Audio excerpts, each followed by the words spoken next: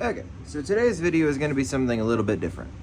So, I like to reload, and one of the big problems is you have to replace your primers. So the primers are single use, and you can kind of tell by how burned it is on the inside here, but also it has a firing pin strike on the back. But there is a way to reuse these, especially whenever primers are hard to come by, which happens every once in a while. So commercial primers are a lead nitrate with lead hypophosphate, a little bit of glass to stabilize it because the grit helps it ignite, and then a little bit of nitrocellulose in there to help it burn, basically.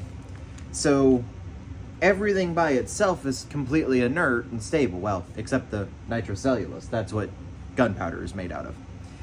But the lead nitrate and the lead hypophosphate and the glass don't react. You can't burn them, they're not shock sensitive. So these are how commercial primers are made. The problem is we can just buy lead nitrate. I think I actually got this off Amazon. It's lead 2 nitrate. And anytime you're working with this, you need to wear a respirator because ingesting lead will cause lead poisoning. Normally, it's in a solid form like this, so the worst it can do is rub off on your hand a little bit, and for the most part, you can't get sick from that, although you should wash your hands after handling lead. This being a fine powder, it is entirely possible to breathe. And that's instant absorption, which means instant lead poisoning. So anyone who recognizes this as our milling media from the ball mill, you can actually see the noticeable difference in the diameter of an old one versus a new one. So that's why they have to be replaced occasionally. So you can just buy the lead nitrate, but you can't buy lead hypophosphate because it's too unstable and has a tendency to blow up whenever it's, being transported. But it is actually easy to set up, and that's why we've got the Breaking Bad setup today. So with a little bit of the lead nitride and some sodium hypophosphate, which can just be bought in the not quite so suspicious white bag, monohydrate, white powder in a bag. Surprised that didn't get stopped at the border. So we put these in distilled water because as powders, they don't react with each other. They have to be what's called aqueous for that to work. But our lead from the nitrate actually replaces the sodium in our hypophosphate, which will give us the lead hypophosphate we need. So one of the important safety steps here is you have to add the lead to the sodium, not the other way around. Because if you do the other way around, you'll actually get sodium or lead. I think it's hypocellulose, which is highly explosive. We don't want to do that.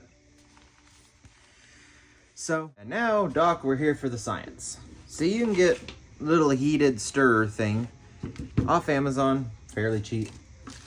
Comes with these little stir bars. So these you drop down on glass and they use magnets to spin. So the first thing we will do is take this one, power on, heat on, turn the heat up, turn the stirring on, just low for now. And so what we need is to get this almost boiling, but not quite. It doesn't have to be boiling, we just need it to be hot. What's the obvious sign that it's hot? Well, when it starts boiling. The only other thing some people may not recognize here is this is a vacuum filtration system. So you get a little piece of basically paper, coffee filter, whatever. The paper's kind of easier to use. This just has these holes in it so that shit can pass through. And then you could just pour it in there and let it filter out, but this actually has a little vacuum pump hooked to it, so I can actually help pull it through. It'll make it go a little faster. So once this gets hot, the 50 milliliters will be our lead.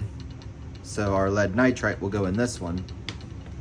And then the sodium hypophosphate will go into our 250 milliliters, which we will then pour into it. Now, technically, you could just get away with using like mason jars or whatever. Really, the reason for using this is just the measurements here on the side. because it makes life simpler and I can just pour it straight in there and measure while I'm pouring. rather than have to get something else to measure it with. You should always use a beaker that's at least twice the capacity of what you're putting in it. So we got 50 milliliters of water in here. This is a 100 milliliter beaker. We need 250 milliliters of water, so that one is a 500. Technically, I should use a bigger beaker there because we're actually going to be putting the 50 in there, so it'll be 300. So we should be using a sixth. But that's also what this is, a 500 milliliter separator, or no, fucking vacuum filter. Jesus. So it's starting to get kind of warm.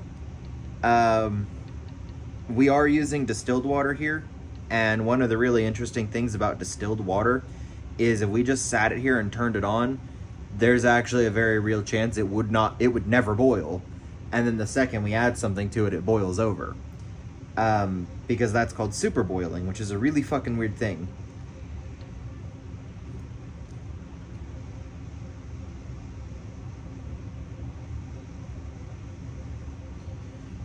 But we don't want it to super boil, so the stirring does help prevent that because it's moving the water. It really only super boils or superheats if it's static. So we are starting to see some steam, and that's starting to feel warm. So we'll go ahead.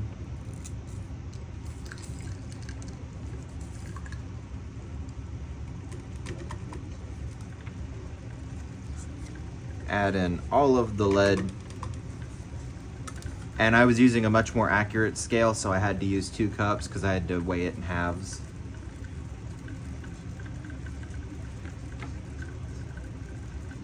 Turn my speed up just a little bit because you can still see all the little chunks floating in here, which obviously we need to get rid of. So we're also going to be putting this solution slowly into the other one. So I do actually have this little fancy, you can get them at like the homeopath store, that has the little dropper in it. We are literally going to add this a drop at a time because we need it to be slow. Now, something I forgot to mention in the beginning is I do actually have a bowl of water that we normally use for our fireworks is full of water right now, and it's sitting outside where it's cold. It's actually colder outside than it is in the freezer right now. So that's gonna cool down because once we've finished mixing these together, we need an ice bath. Because the hotter water gets, the more stuff it can hold. But the lead hypophosphate is going to form a white powder that won't stay in the water. By flash freezing it in an ice bath, we actually bring that temperature down. The water can't hold anywhere near as much stuff. So it's going to force some of it to come out because while lead nitrite is soluble in water and the sodium hypophosphate is soluble in water, lead hypophosphate is only semi-soluble in water. It's a really weird thing. The only other thing is, I'm sure if you're a nerd like me and you've watched Nile Red, this is just room temperature distilled water. Probably wouldn't be a bad idea to throw that in the fridge actually, because the cold water will help us filter better. But it ends up being one of those things that's like, well, don't use your good towels, because I done poked a hole in that one. I believe that is actually good. Yeah. So this is cold enough to just grab. Looks like all of our solids have dissolved. Nice and clean. Next, turn that back up.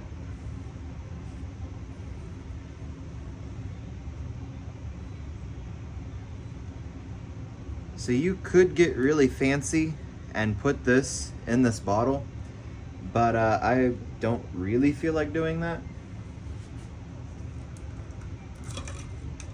One of the easier ways to do it, instead of getting a funnel contaminated with lead, would be poke a hole in your cup here, set it on here, and then it'll just filter through.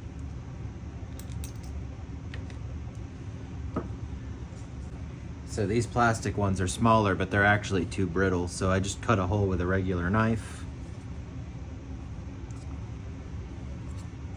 Place the hole over the mouth of the jar. And then we can just pour this in.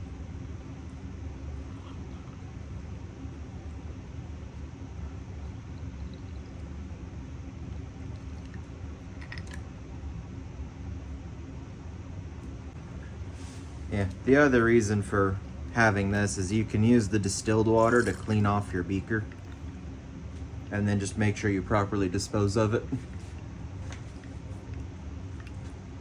Because here we have hard water.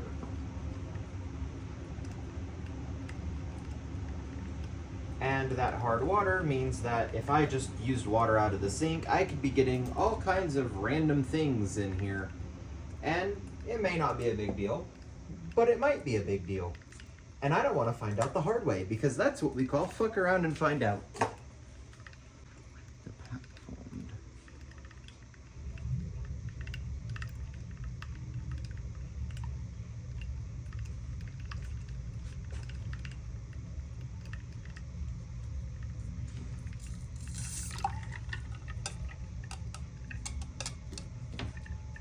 So that's mostly dissolved. There's a couple stubborn pieces that aren't, so I'll actually turn up the stirring for a second here.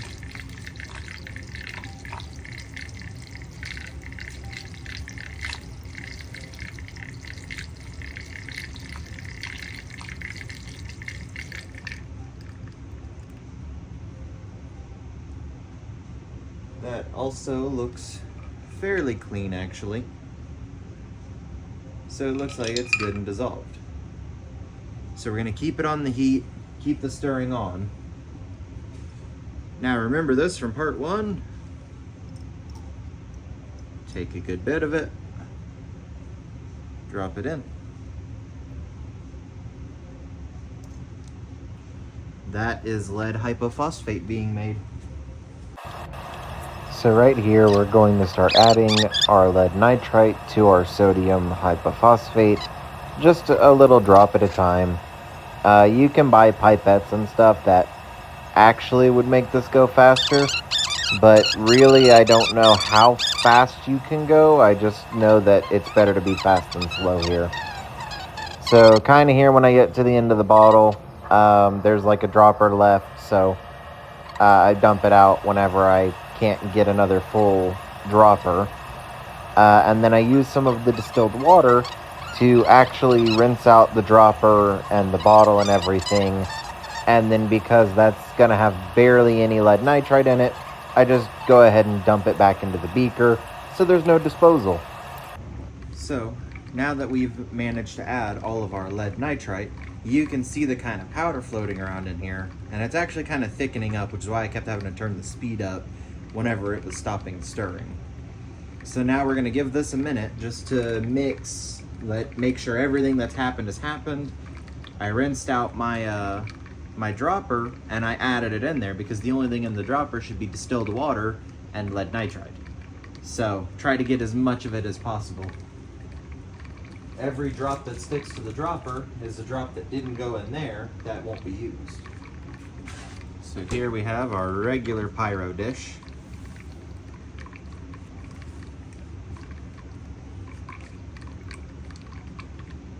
And we're just going to dump this, or dunk the jar into the ice bath.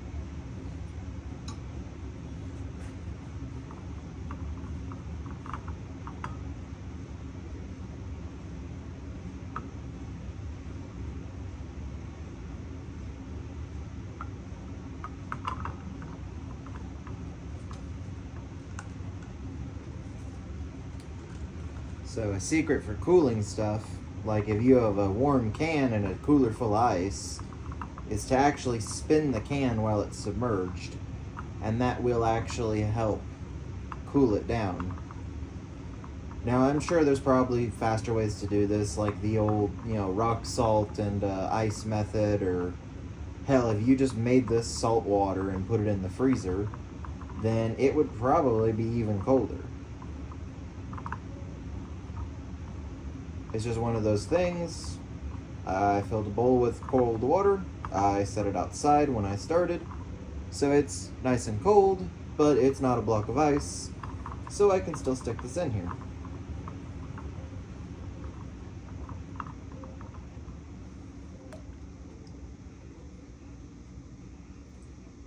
Let's give that another second in there.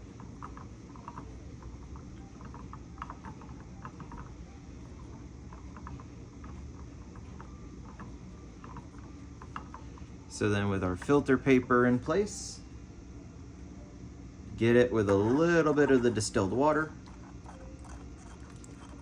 because a wet filter will actually stick to our, a wet filter will stick in there and stay in place. The dry filter will move around.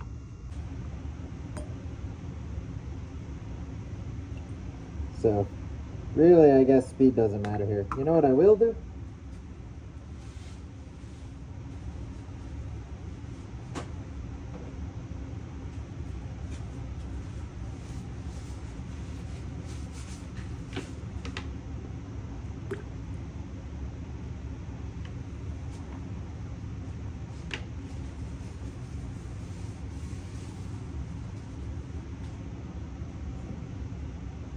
Goes.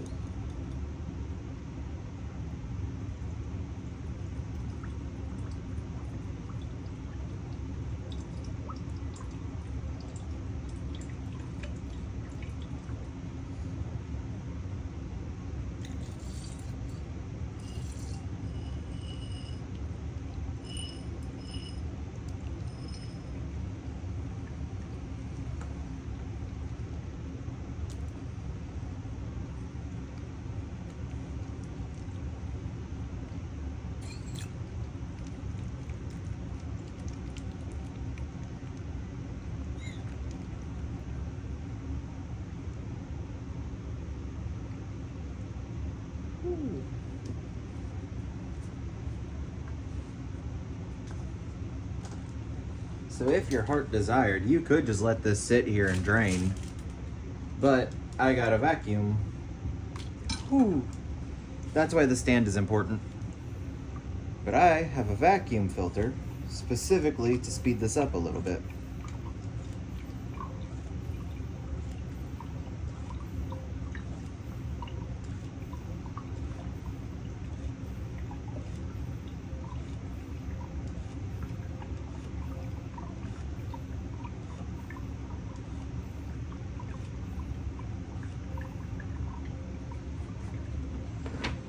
So now, another thing you can do, rinse out your beaker again.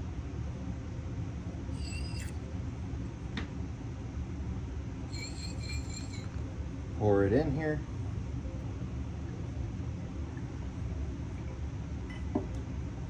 And then you can actually rinse this out with a little bit of water, which will help get rid of some of the sodium and stuff that's still in there.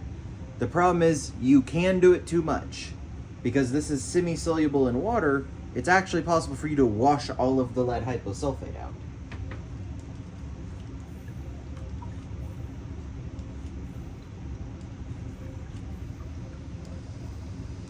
So I'm gonna keep slowly pumping until I stop seeing drips.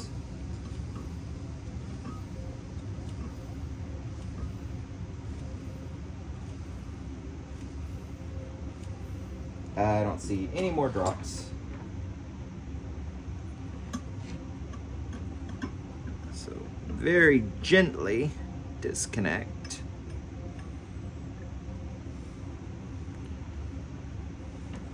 So all of this white powder here is actually our lead hyposulfate. But now what I want to do is I actually want to do that a second time. because I can see a bunch of that white powder in the bottom there. Take my rubber bushing out.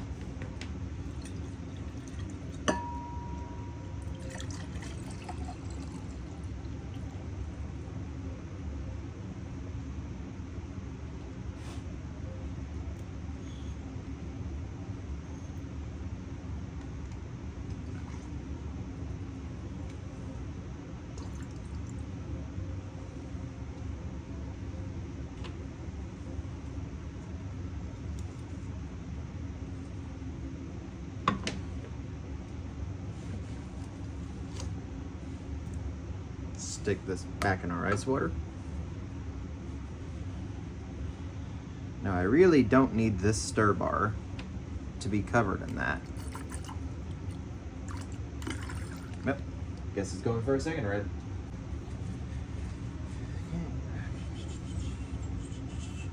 So I have now washed my hands since I touched the lead, and I don't actually know if it can be like absorbed through the skin or something. But I also really don't want to be the first person to find out.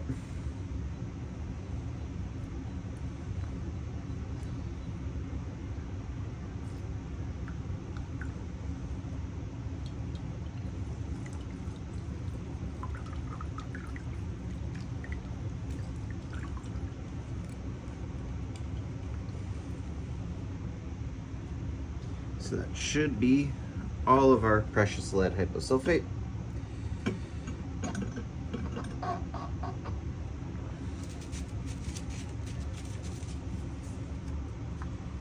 Put in a new filter paper.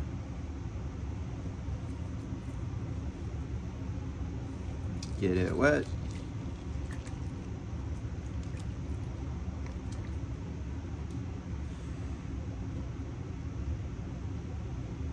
It's flat in there.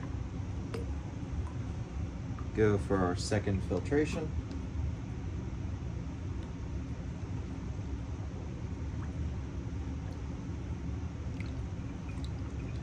Longer.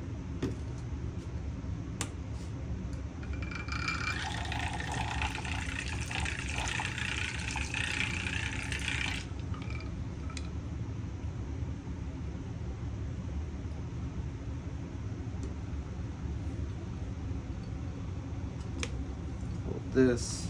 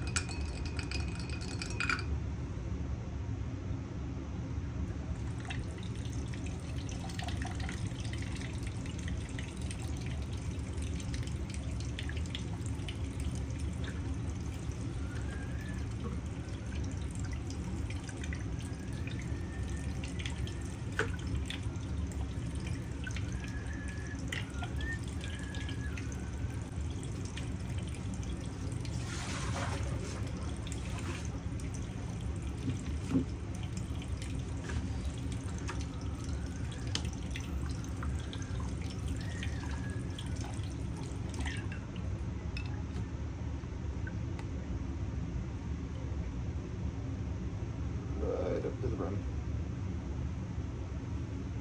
Kill that again.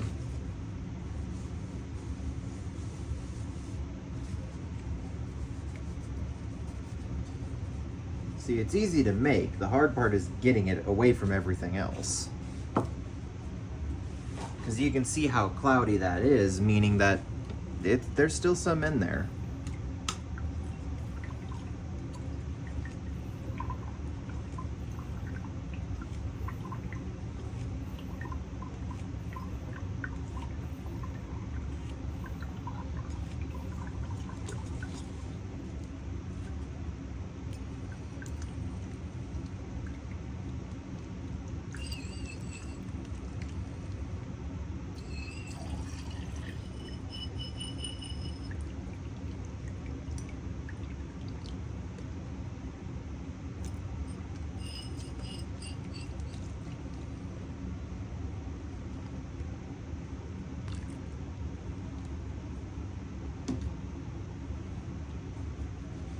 and you can gravity filter, but you see how slowly this is filtering?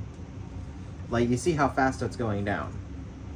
And if I get this and just pump occasionally, see how much faster it goes?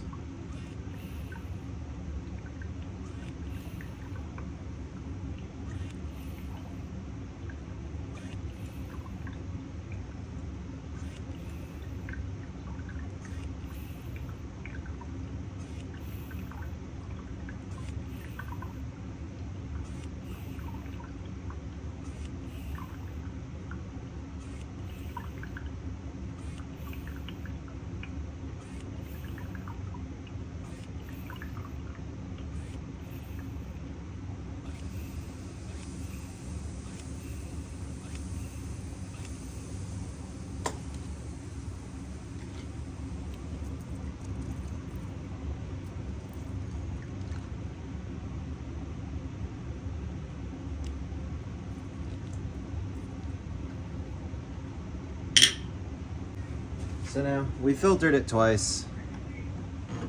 You could filter as many times as you want. The bad part is you'd probably get more every single time. It's just effort versus reward, really. So what I'm going to do, prop this up, try not to squish anything else. So now that is our lead hypophosphate. But it's not usable like that. We need to let it dry. So I'm going to spread it out a little bit. I'm going to set that in a warm place with moving air. It doesn't you don't have to worry about the speed of it drying. But if you figure out a way to put a powder in a drying box, let me know. Because smart motherfuckers, which you are.